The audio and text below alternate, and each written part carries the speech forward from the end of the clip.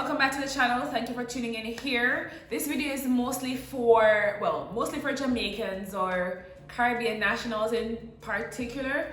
I'll be giving you certain tips that would be helpful if it is that you want to apply for a job in UAE. So first things first is, what I did was, if it is that you have a diploma, a degree, if you have any sort of certification, educational certificate, I would suggest that you go to the Ministry of Foreign Affairs in New Kingston and get that attested. The reason for that is when you're applying for your visa in UAE, your work visa, then the PRO or whoever is processing your visa will ask you for all your documentation and your certificates. If you do not have an attested certificate, you can have the certificate, but if it's not attested, then the UAE national body would not recognize it, and so you would not be able to get the title that you want on the visa. Let me explain. So when you're applying for your visa, your work visa, we have what we call a quota, right? So your company would have a quota with all the list of the job titles.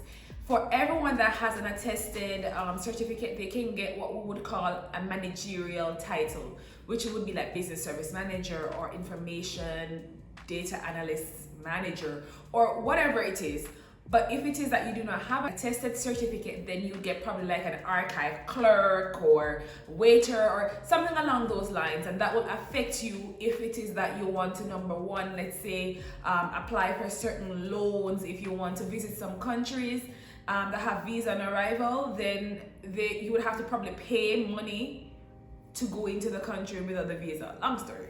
The UAE now, I want to say it's last month, there is now this new cancellation rule. So if you have, for example, a managerial title, then you have up until, I want to say 90 days. I'm going to fact check that, but you have up until 90 days from your cancellation for you to be on that visa. Drive up in New Kingston, go to the Ministry of Foreign Affairs, get that thing stamped. I'm pretty sure you're gonna have to pay some money. I can't remember how much money I paid, but I'm gonna pay some money. I would suggest it if it is that you have the certification, and then after that, when you come to UAE, you have to bring that original education certificate to the Ministry of Foreign Affairs, and then they will attest it. And I think you have to pay 265 dirhams for it to be attested here. And then after that, whenever you're applying for your work permit, your PRO will upload that in the system, and that will enable you to get a managerial title. Whew, hopefully that explains it. So the next bit is the traveling bit. There is no direct flight from UAE to Jamaica, so you have to lay over in a country. You have layovers in Canada, there's layovers in London. Easier, to be honest, in my opinion, is to lay over in America. And with the whole COVID protocol thing, America is the safest bet because there's a lot, usually restrictions that happen in Europe, I find. I was trying to hire this lady, a Jamaican, around a couple of months ago, and then she told me halfway in the recruitment process, she's like, I asked her, I said, do you have an American visa? And she said no.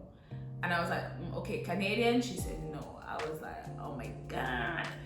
So the issue is, because there's no direct flight, you have to lay over somewhere. And America is one of those countries where you cannot have a layover in the country unless you have either an in-transit visa or you have, a B1, B2 visa. Once a flight lands in America, you have to go through customs. And if you go through customs, you're gonna have to have the correct documentation to enter the country, which is a visa of some sort. So when this happened, this is when I actually realized that you need a US visa or at least a Canadian visa, is when I tried to book the ticket, but every single flight either has a layover in America or there's a layover in Canada. So if you do not have an American visa, that will be a challenge. If you don't have a Canadian visa, it's an issue.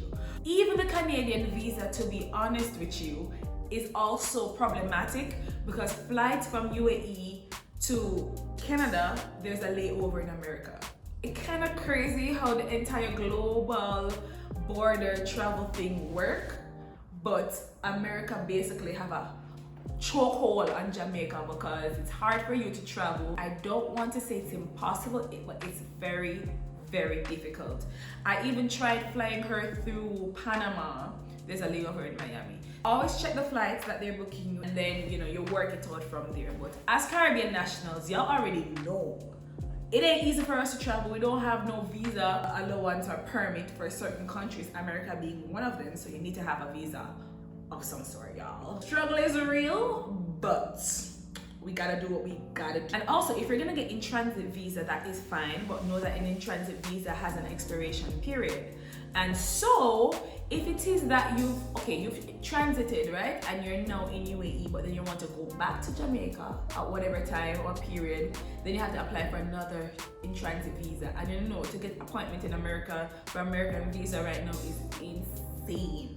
So even the in transit visa, I would not recommend, especially now, because you never know when you may need to travel back home. You know what I mean? And you don't want to be stranded in a country that's not your own. That's my personal opinion. That's my living here and understanding the need for you sometimes to just fly out. Highly recommend having actually a B1, B2. If it is that you're traveling with your family, I mean, you're free to travel with your family, but I would suggest that be very clear on the type of visa that you have. Your contract that you have with your company is either on a single status or a family status, which means if you're on a single status, it's only, the benefits are only for yourself. So there would be no medical, no airfare ticket, there will be no housing. So before you actually uproot your life from Jamaica and then come into a new country, bear in mind that the visa does not automatically mean that your family also will have a visa. You get what I'm saying? So if you're on a family status, they will process the visa for yourself and for your entire family members. Your contract and your benefits will be inclusive of your family. Now, if it is that you are hired on a single status visa, because companies will tell you, that means your family don't depend none of that benefit. If that's the case, you can always apply for a visit visa. And I'm hearing, I want to double check, fact check again, because I don't want to tell them no lie. They used to have 3 months visa, so 30, 60, 90 days visa. And I know that recently there's a rumor going around that there is no longer any 90 days visa, only 30 and 60. So even that bit is a bit concerning. So just be mindful if you're taking your family with you that your visa coverage covers your family, or if not, be willing to spend extra money to get insurance, a visit visa for your family members, number 2, or to sponsor your family under you, paying extra money for their insurance, and knowing that you're not gonna have tickets for your family. You're probably gonna have to fund that from your salary on a yearly basis or whenever it is that you want to fly back home. Also, they have what you call like freelance visas that you can apply for online. I'm gonna put the link. I'm gonna try and remember it. I'm gonna put the link there that you can apply for freelance visas. It will tell you the requirement that you need to apply for a freelance visa. There's also a work from home visa, which is that you now have to prove, like if you have a business, you have to give a trade license to prove that you have a business, and then you can get, you know, the work from home visa or the freelance visa. So there's different ways in which you can get visas.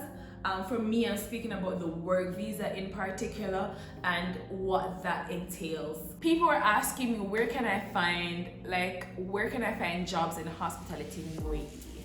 Now, personally, I cannot give you the information directly from my job right now, because also I don't know what you're looking for, and as it is right now, I'm not sure what we're hiring for.